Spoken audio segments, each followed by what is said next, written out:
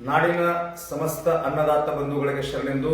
ಬಂಧುಗಳೇ, ನಿನ್ನೆ ಸೈದಾಪುರ ಕಾರ್ಖಾನೆಯ ಆವರಣದಲ್ಲಿ ನಡೆದಿರ್ತಕ್ಕಂಥ ಘಟನೆ ಅತ್ಯಂತ ಖಂಡನೀಯವಾಗಿರ್ತಕ್ಕಂಥದ್ದು.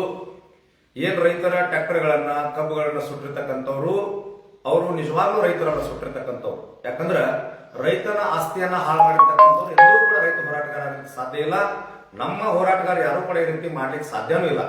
ಯಾರು ಟ್ರ್ಯಾಕ್ಟರ್ಗೆ ಬೆಂಕಿ ಹಚ್ಚಿದ್ದಾರೆ, ಕಬ್ಬುಗಳನ್ನು ಸುಟ್ಟಿದ್ದಾರೆ, ಪೊಲೀಸ್ ವರಿಷ್ಠಾಧಿಕಾರಿಗಳಿಗೆ ಮತ್ತು ಜಿಲ್ಲಾಧಿಕಾರಿಗಳಿಗೆ, ಮಾನ್ಯ ಸಕ್ಕರೆ ಸಚಿವರಿಗೆ ನಾನು ವಿನಂತಿಯನ್ನು ಮಾಡಿಕೊಳ್ತೀನಿ. ಆ ಕಿಡಿಗೇಡಿಗಳನ್ನ ಗುಂಡಾ ಆಕ್ಟ್ ಪ್ರಕಾರ ಅರೆಸ್ಟ್ ಮಾಡಿ ಅವರ ಆಸ್ತಿಯನ್ನ ಸಂಪೂರ್ಣ ಜಪ್ತ್ ಮಾಡಿ ರೈತನ ಕಬ್ಬು ಸುಟ್ಟಿರ್ತಕ್ಕಂಥ ರೈತರಿಗೆ ಮತ್ತು ಟ್ರ್ಯಾಕ್ಟರ್ ಮಾಲೀಕರಿಗೆ ಆ ಹಾನಿಯನ್ನ ತುಂಬಿಕೊಡ್ತಕ್ಕಂಥ ಕೆಲಸವನ್ನ ಅತ್ಯಂತ ಶೀಘ್ರದಲ್ಲಿ ಮಾಡಿಕೊಡ್ಬೇಕು.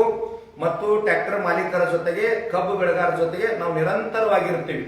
ಒಂದು ವಿಷಯ, ಚುನಪ್ಪ ಪೂಜಾರಿ ಅವರ ನೇತೃತ್ವದಲ್ಲಿ ಗುರ್ಲಾಪುರ್ ಕ್ರಾಸ್ ನಲ್ಲಿ 8 ರಿಂದ 10 ಲಕ್ಷ ಜನ ಸೇರಿದರೂ ಸಹಿತ ಒಂದೇ ಒಂದು ಸಾರ್ವಜನಿಕರ ಆಸ್ತಿಗೆ ಹಾಳಾಗಿಲ್ಲ. ಯಾವುದೇ ರೈತನ ಕಬ್ಬು ಸುಟ್ಟಿಲ್ಲ, ಟ್ರ್ಯಾಕ್ಟರ್ ಸುಟ್ಟಿಲ್ಲ. ಶಾಂತಿಯುತವಾಗಿರ್ತಕ್ಕಂಥ ಚಳವಳಿ ಇವತ್ತು ದೇಶಕ್ಕೆ ಮಾದರಿಯಾಗಿರ್ತಕ್ಕಂಥದ್ದು.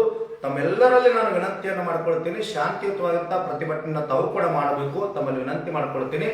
ಮತ್ತು ಪೊಲೀಸ್ ವರಿಷ್ಠಾಧಿಕಾರಿಗಳಲ್ಲಿ ಈ ಕ್ಷಣ ನಾನು ವಿನಂತಿಯನ್ನು ಮಾಡ್ಕೊಳ್ತೀನಿ. ಏನಂತಂದ್ರೆ, ರೈತನ ಆಸ್ತಿಯನ್ನ ಹಾಳು ಮಾಡಿರ್ತಕ್ಕಂಥವ್ರು ಹೋರಾಟಗಾರರಲ್ಲ. ಆ ಕಿಡಿಗೇಡಿಗಳನ್ನ ಶೀಘ್ರದಲ್ಲಿ ಬಂಧನ ಮಾಡಿ ಟ್ರ್ಯಾಕ್ಟರ್ ಮಾಲೀಕರಿಗೆ ಮತ್ತು ಸಮಸ್ತ ಅನ್ನದಾತರಿಗೆ ನ್ಯಾಯವನ್ನು ಕೊಡಿಸಬೇಕು ಅಂತೇಳಿ ಈ ಮೂಲಕ ನಾನು ವಿನಂತಿಯನ್ನು ಮಾಡ್ಕೊಳ್ತೀನಿ. ನಮಸ್ಕಾರ.